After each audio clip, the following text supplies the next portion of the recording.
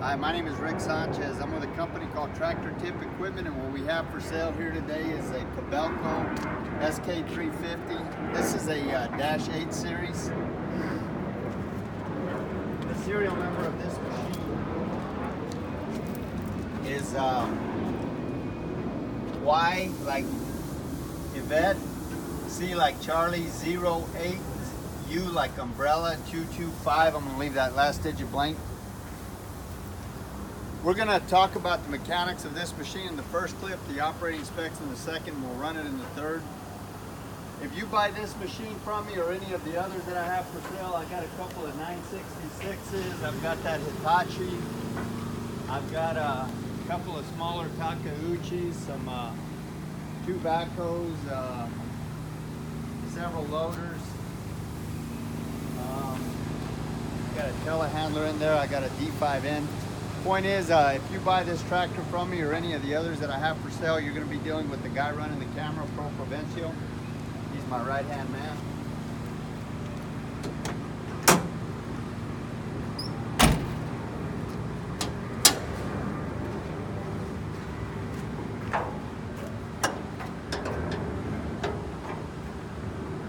All right.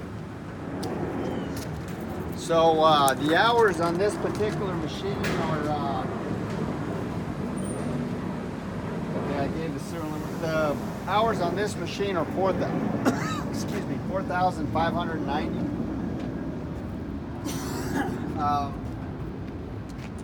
Price on a new machine like this, brand new, is probably anywhere from $345,000 to $375,000, depending on how you have it equipped. As far as manufacturers go, Cabelco is a respected manufacturer out there. They sell quite a few excavators. They're very popular. And that's not because they're cheap. They build solid, reputable, reliable machines that stand the test of time.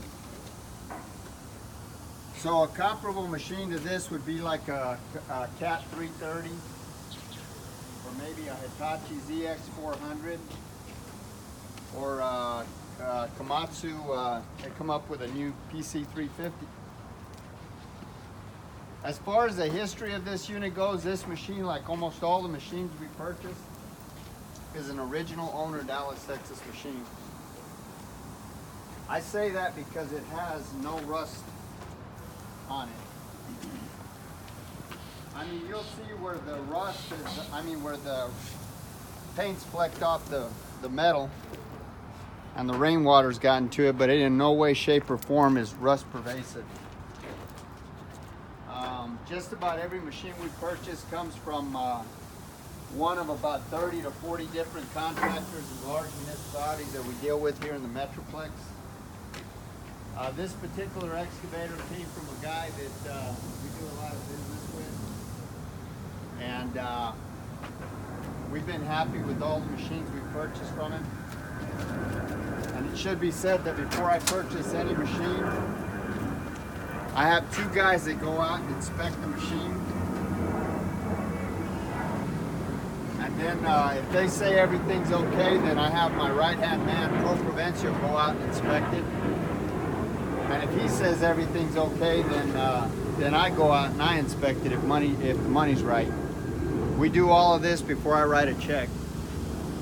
So these machines are 3 and 4 times vetted before I buy them. So that just makes for a good machine. As far as so this machine is, all of the fluid levels on this machine are where they should be. This machine is mechanically sound. Everything on it works. The undercarriage is about 85%. You can show them the undercarriage, the bushings under there, bro. The inside bushings. Yeah.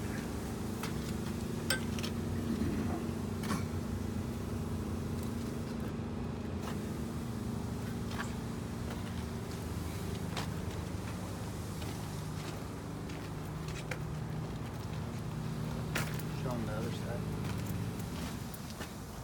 That undercarriage is about, like I say, about 85%. The final dries have got plenty of power. enabling this machine to counter rotate with no problem. As far as things wrong with this machine, the AC doesn't blow real cold, and this turn signal's out. So if you're using this excavator for a hot date or to pick up your kids, you're going through a school zone, better watch out. We'll probably replace that if we have time, but I'm not saying we will. Maybe you don't care. So we're going to talk about the engine in the next clip.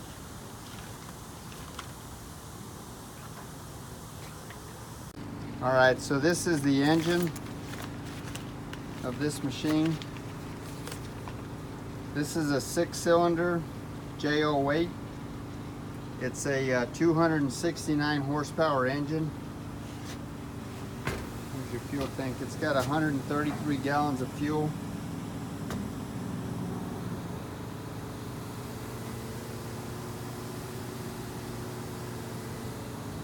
Oh, I forgot to tell the options. We'll get into that here in a second. All right, the width of this bucket, this is a 54-inch bucket. The bite of this bucket is 54 inches.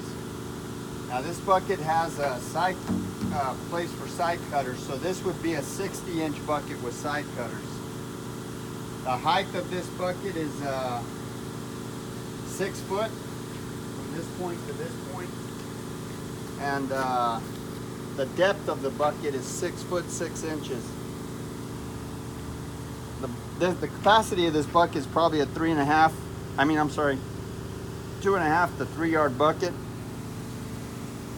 The maximum dig depth for this excavator is 24 feet. The maximum reach at ground level from the end of those tracks right there is 36 feet. The maximum dig height is 22 feet.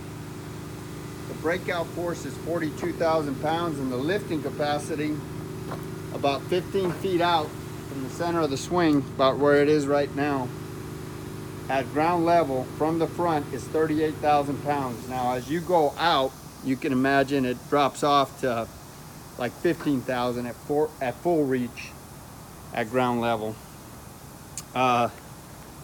These pads right here are 31.5-inch pads, I'm sorry. And I think the track on the ground is like 17 feet. Those teeth are about 95%. All of the pins and the bushings on this machine are relatively tight. There's no cracks or welds anywhere on the work equipment.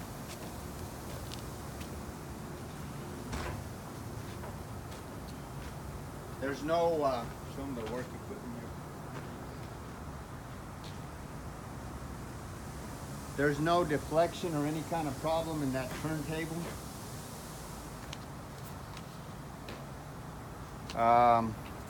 It's a good running machine.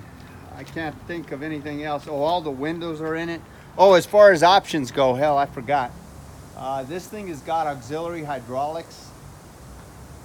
And it's rigged up so you can run a shear on it, a rotating shear.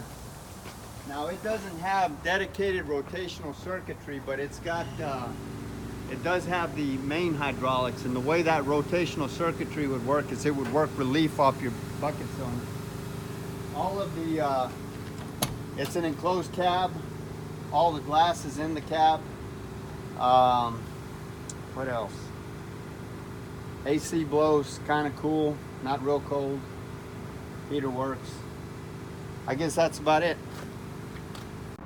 Okay, one thing I forgot to say about the hydraulics on this machine. I talked about the rotational circuitry, but this is actually dual function hydraulics, okay? So what dual function hydraulics are, you've got like, you've got single function hydraulics, which will run either a breaker or a shear.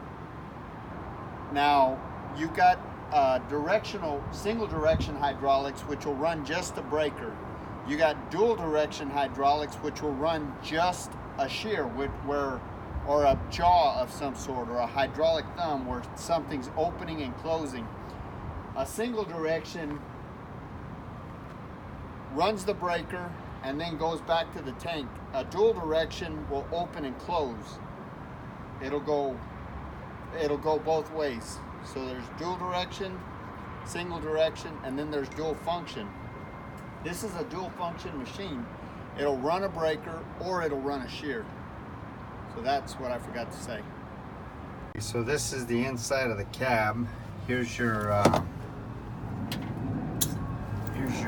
monitor panel.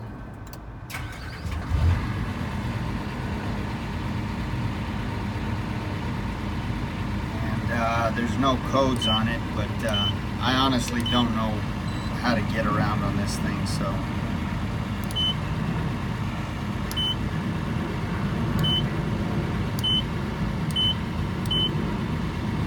I don't know. But anyway, here's your ignition switch. This is your throttle control here.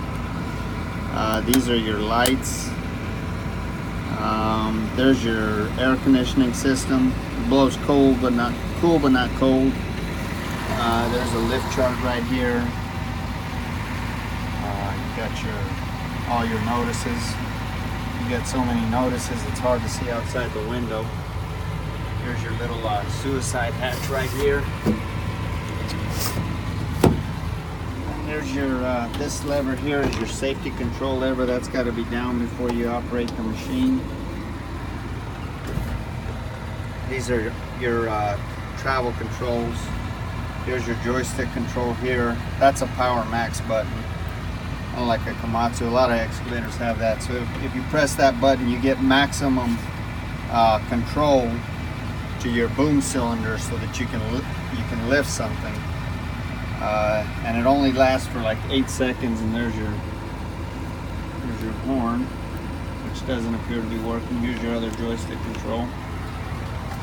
And there's your seat. The seat is in excellent shape. So yeah, that's about it.